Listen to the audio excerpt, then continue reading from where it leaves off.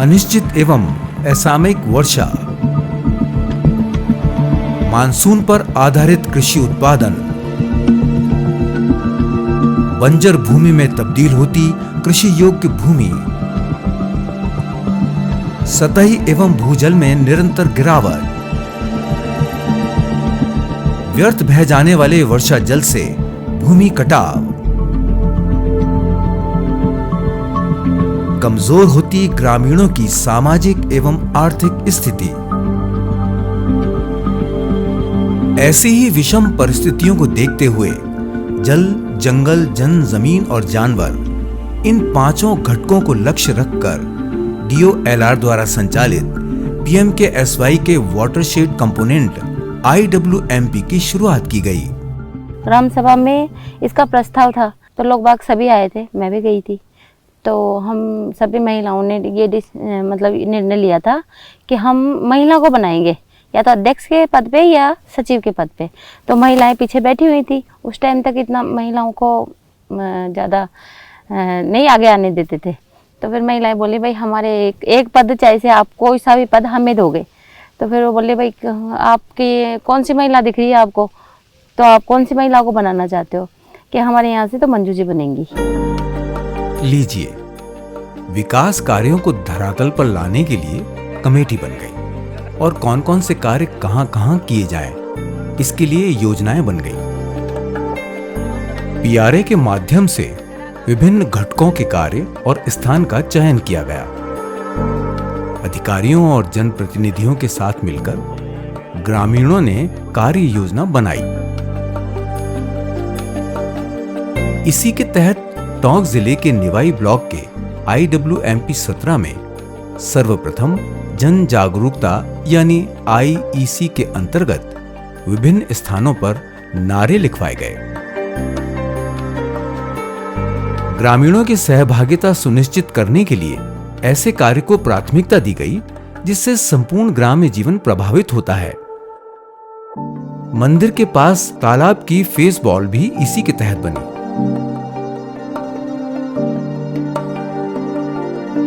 गांव में EPA यानी प्रवेश बिंदु गतिविधि के तहत ही शुद्ध पीने के पानी की उपलब्धता निश्चित करने के लिए हैंडपंप लगवाए गए। पानी आसानी से मिला तो ग्रामीण जनजीवन आसान हुआ।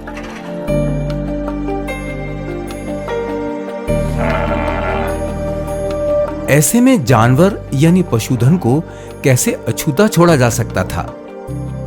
इसी घटक के अंतर्गत गांव के ऐसे प्रमुख स्थान जहां पर पालतू और आवारा पशु आसानी से पानी पी सकें, वहां पशु खेलियों का निर्माण करवाया गया। परियोजना के तहत कुल 43 EPA के कार्य करवाए गए हैं। हम एक मीटिंग सी कर लेते हैं, फिर वहाँ पर लोग बागों को इकट्ठा करके और पूछते हैं भाई कौन सी जगह है। ऐसे नहीं मैं ही निर्णय ले लेती हूँ। तो हमने 5 सोलर लाइट लगवाई थी हर मोहल्ले में जहाँ पे जरूरत थी। लाइटें तो सब जगह थी, मगर जैसे एक बालाजी की लगवा दी, एक ढाणी में लगवाई और एक मेन रोड पे लगवाई और एक हिंगोटिया के गांव में ठाकुर जी के मंदिर के यहाँ लगवा दी। मतलब रात दिन में चार्ज हो जाती थी और रात को चलती थी।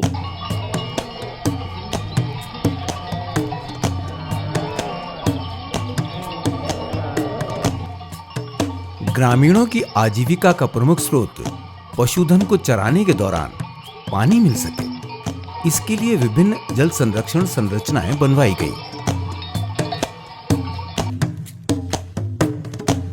NRM यानी नेचुरल रिसोर्स मैनेजमेंट के तहत बनी इन आधुनिक संरचनाओं ने व्यर्थ बह जाने वाले वर्षा जल को थाम लिया। पशुओं को अब चारे के साथ साथ पीने का पानी भी सुलभ हो गया है। बंजर भूमि पर बनी इन संरचनाओं में रुके हुए वर्षा जल से क्षेत्र में हरियाली तो विकसित हुई ही है, साथ ही भूजल स्तर में भी बढ़ोतरी हुई है।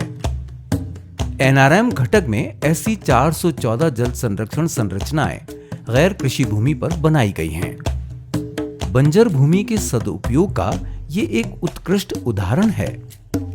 कृषक साल भर उपजाऊ भूमि पर फसल ले सकें, इसके लिए भी खेतों में फार्म पॉन्ड बनवाए गए। इनमें वर्षा जल को एकत्र कर लिया जाता है और मानसून के बाद भी इससे कृषक उपज लेता है।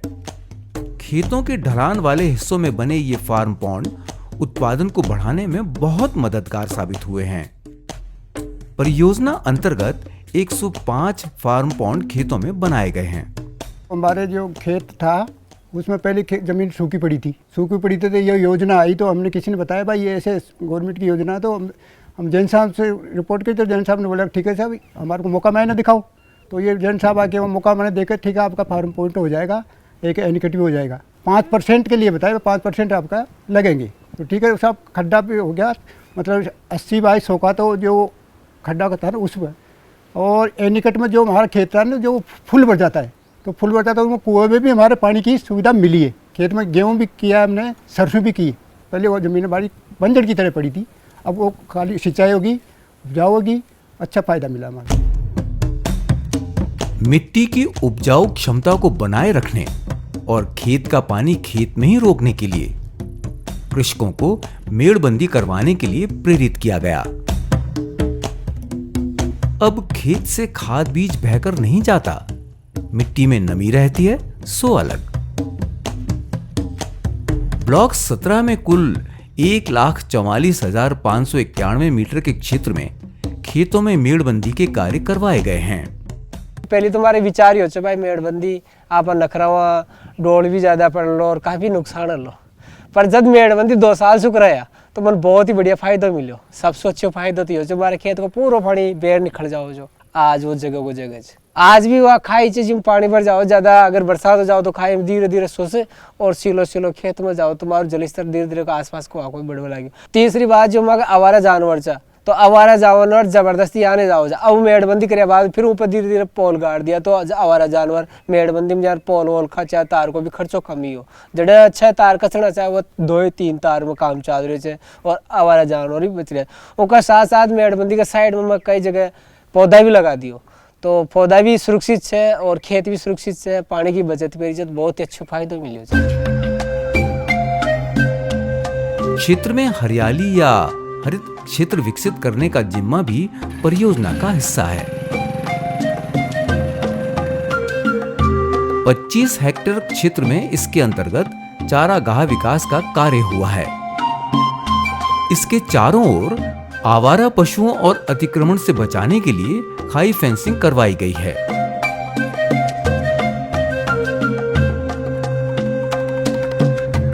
चारागाह में विभिन्न किस्मों के औषधीय, छायादार और फलदार पौधे लगवाए गए हैं, जिन्हें पशुओं से बचाने के लिए लोहे के गार्ड द्वारा सुरक्षा दी गई है।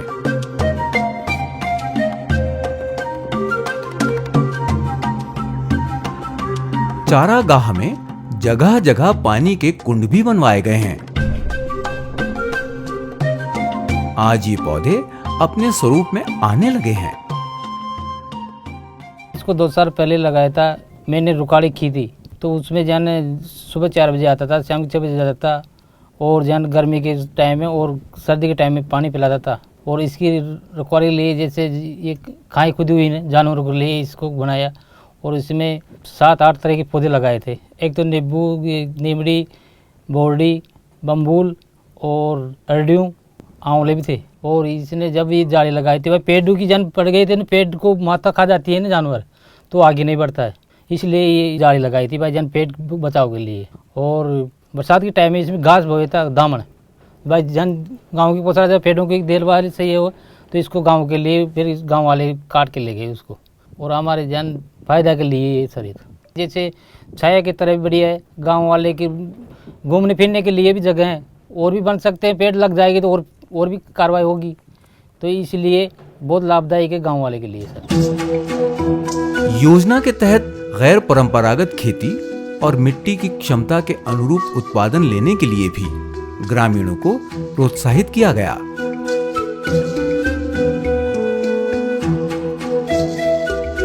परियोजना के प्रोडक्शन यानी उत्पादक गतिविधियों के अंतर्गत कृषकों को विभिन्न किस्म के पौधों का वितरण किया गया, जो कि कम पानी में अधिक उत्पादन दे सकें और कृषक को अधिक लाभ हो।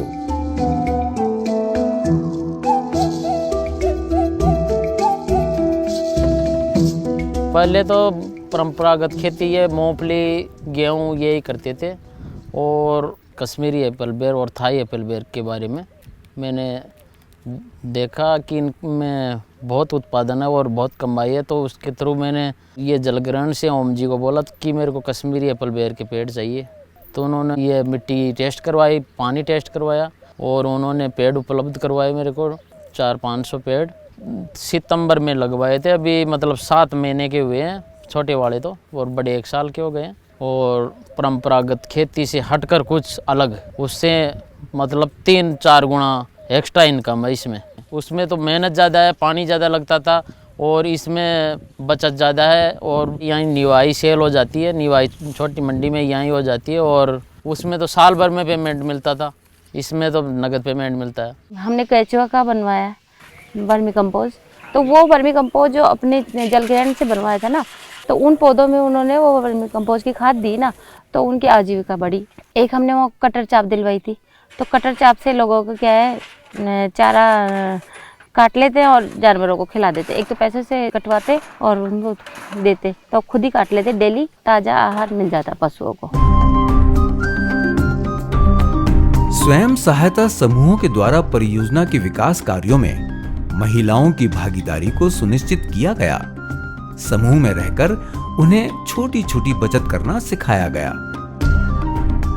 आज वो नियमित रूप से इकट्ठा होती हैं और अपनी बचत का लेखा जोखा स्वयं रखती हैं।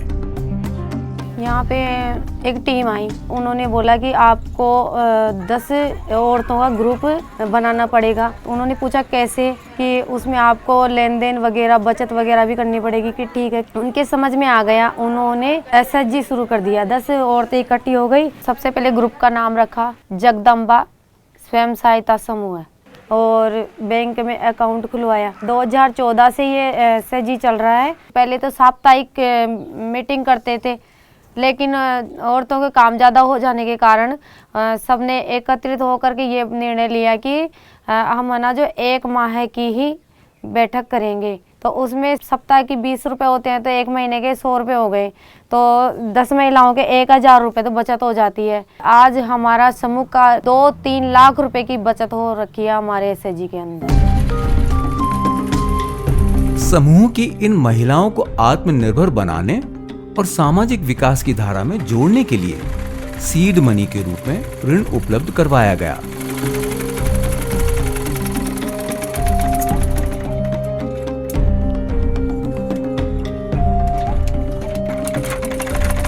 जिससे वो स्वयं का व्यवसाय शुरू कर सकें। लाइवलीहुड यानी जीविकोपार्जन घटक से ऐसे 20 समूह बनाए गए हैं। सबसे पहले 25,000 रुपये का लोन आया, उसमें से उन्होंने मशीनें खरीद ली। मशीनें खरीदने के बाद वो अपने सिलाई का काम कर रही है। इस प्रकार से फिर बैंक से भी हमारी जानकारी हुई। बैंक से जानकारी होने के बाद बैंक से भी हमें लोन लेना शुरू कर दिया। सबसे पहले हमें 1 लाख रुपए का लोन मिला बैंक से, वो भी 10 औरतों में विभाजित करके उसे वापस इकट्ठा करके बैंक में जमा कर दिया गया। 1 साल के बाद फिर 2 लाख रुपए का लोन हुआ, फिर वो भी हमने 1 साल में चुकती कर दिया। वो इसी वजह से हुआ कि हमें सिलाई आती है। सबसे पहले अगर उन्होंने हमें 25,000 का लोन नहीं दिया होता तो आज हम इस जगह पे नहीं होते। सूरज की धरती पर पड़ने वाली उन्मुक्त किरणें, हरे भरे जंगल में विचरते वन पशु,